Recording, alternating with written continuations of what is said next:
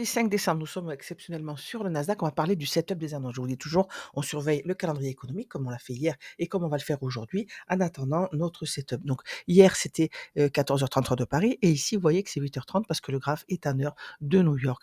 Donc qu'est-ce qu'on attend avec ces annonces? Alors attention, aujourd'hui, le PCE Core, c'est une des trois plus grosses annonces du mois en termes de volatilité. Donc ça devrait pulser. Alors qu'est-ce qu'on attend? Voilà, à 14h30, nous étions là.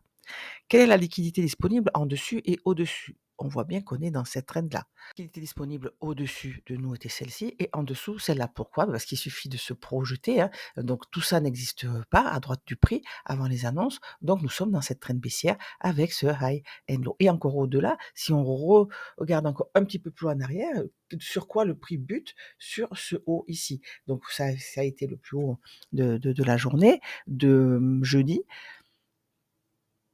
Si on regarde la liquidité disponible, le prix sur quoi? Le prix bute sur ce high ici et sur ce low, ici. Vous voyez, on était là, on a créé ce low, lower low, lower low. Donc ça, c'est les 2 liquidités extrêmes, au-delà encore de notre liquidité immédiate. Et qu'est-ce qu'on attend au moment des annonces? On attend que le prix prenne la liquidité des 2 côtés avant de partir.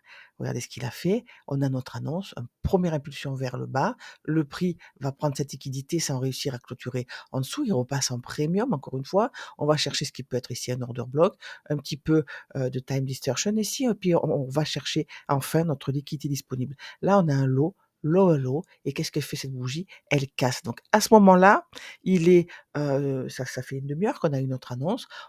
C'est un achat pour viser quoi? Dans un premier temps, cette liquidité qui n'a pas été prise et qui sera l'objet d'un premier target, de prise de partiel. Pourquoi? Parce que on n'a pas encore pris le haut, on ne sait pas jusqu'où le prix va aller. Et regardez, on prend des partiels ici, on peut prendre même des partiels ici, le prix remonte. Une fois que le prix a fait ceci, il a pris le lot, on a une autre reversale, on sait qu'on va prendre la liquidité au-dessus. Là, nous allons avoir le vrai setup et de New York IM qui va se déclencher évidemment à l'heure de l'ouverture de New York, 9h30.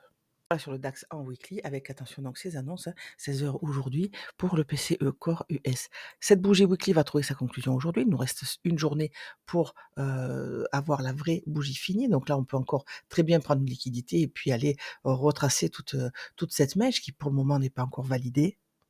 Les niveaux weekly qui vont m'intéresser. Donc là, on a les cadrans de cette mèche ici. Vous vous rappelez, hein, réaction dans le breaker, prise de liquidité en dessus, choche en bas, on a clôturé en dessous, repassage en premium. Donc on va regarder l'écart de cette mèche-là. Au-dessus, nous avons notre annulment et là, et la liquidité externe qui va nous intéresser. Alors encore une fois, là, tout est équilibré. On voit qu'il n'y a pas de trou, il n'y a pas de déséquilibre. C'est en plus petite unité de temps que nous allons les trouver.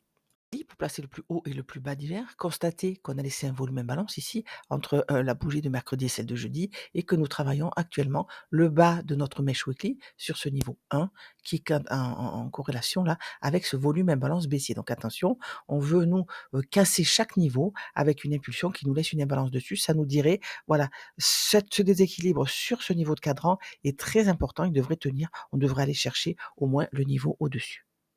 Avant de poursuivre mon analyse journalière en H4, on passe en M1 pour placer donc l'opening range. Là, on ne le voit pas puisque l'Asienne a disparu. Pourquoi l'Asienne a disparu? Nous sommes passés en horaire de Francfort pour placer notre RTH gap, c'est-à-dire un Fibo hein, avec les 5 niveaux, le point médian, l'écart inférieur et supérieur, entre la clôture des heures officielles de jeudi, donc 16h59 puisque nous sommes sur le DAX, et l'ouverture d'aujourd'hui, 2 heures. Donc ça nous fait 8 heures pour nous, mais je vous rappelle que ce graphe est en heure de New York. Et donc ça nous donne le RTH gap. Ce RTH gap est appelé à être retracé. Alors retracé dans la journée, s'il fait entre 75 et 120 points.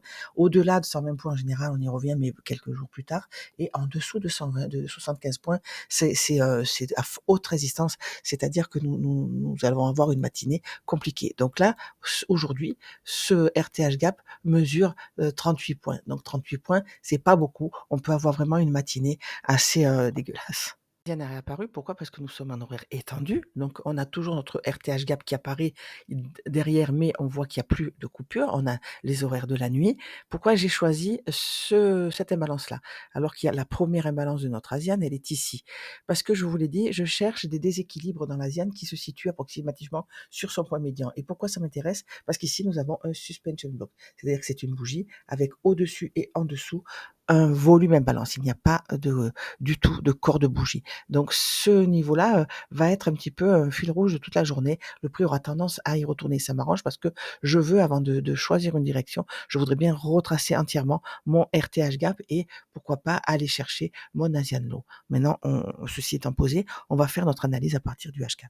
H4, je ne reviens pas sur ce Fibo, on l'a vu dans le début de semaine dans les autres vidéos, ce reversal aussi, mais surtout on a vu cette OTE avec cette trend haussière qui peut se comporter comme un order block avec cette dernière bougie ici qui devrait résister si c'est le reversal. Regardez, on a ce niveau d'inducement qui a laissé un déséquilibre entre ce niveau-là et le bas de cette bougie baissière. Donc ce déséquilibre, ça va être pour moi une target, c'est-à-dire que je voudrais bien aller le chercher et je me dis si on a eu cette première impulsion baissière, qu'on a été chercher cette liquidité, que maintenant, vous voyez, on clôture, on a cette bougie, la bougie H4 précédente qui a clôturé au-dessus de ce niveau-là, c'est pour aller chercher des niveaux plus hauts. Le niveau plus haut, ils sont là. C'est de là, cette liquidité ici sous la forme des hauts relativement égaux, on peut même le tracer ici, voilà, ça va être aussi un target avec ce niveau-là et on a aussi au-dessus de nous, évidemment, le bas de cette imbalance et ce niveau. Encore une fois, vous le savez, moi je scale, j'y vais step by step, mais j'essaye de rentrer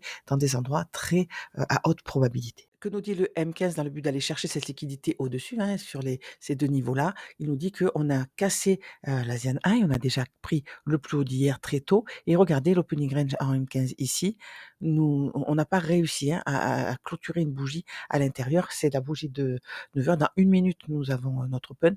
Donc, on voit que cette bougie tente, voilà, on va chercher la liquidité. On a eu cette prise de liquidité-là. On n'a pas réussi à retracer, attention, notre RTH gap. Ce que j'ai besoin, moi, c'est de plus de setup que ça. Je n'ai pas de prise de liquidité avec une impulsion qui me laisse une imbalance. On est toujours comme ça dans de la résistance. Donc, est-ce que cette trend baissière va finir par se comporter comme un order block haussier pour aller chercher mes niveaux au-dessus? Je n'en ai pas encore la confirmation. Ici, on a une prise de liquidité en M1 à droite avec cette inversion d'imbalance. Donc, il faut, pour que je l'achète, ce DAX ce matin, maintenant, là, tout de suite, il faudrait clôturer au-dessus de ce niveau-là et me laisser un setup. C'est quoi mon setup? Je veux repartir en premium. Je veux aller chercher cette imbalance qui se situe sur hop, sur notre midnight opening range high, voilà, mais on ne l'a pas fait, on n'a pas pris cette liquidité. Donc encore une fois, prise de liquidité immédiate ici,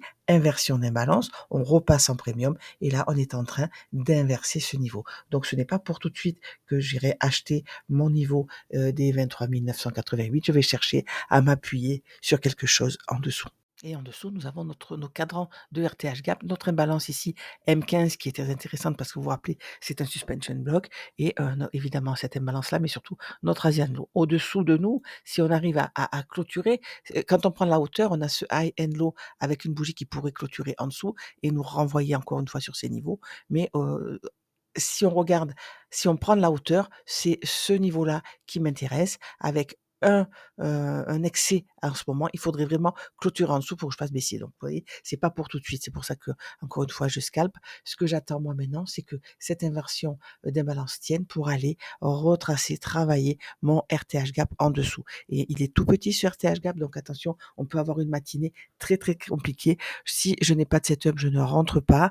Et encore une fois, je ne peux pas travailler en live, j'ai besoin vraiment de me concentrer. Je peux pas vous parler, vous expliquer et être objectif. Vous savez, c'est comme la vision tunnel. Quand on roule à 200 km/h sur l'autoroute, évidemment, on a le champ de vision qui se rétrécit. C'est exactement pareil en live. Et moi, mon métier, c'est trader. Ce n'est pas formateur. Je vous partage tout ce que je fais au maximum, mais je ne peux pas, pour le moment, laisser de côté mon trading pour vous faire des lives et pour travailler en temps réel.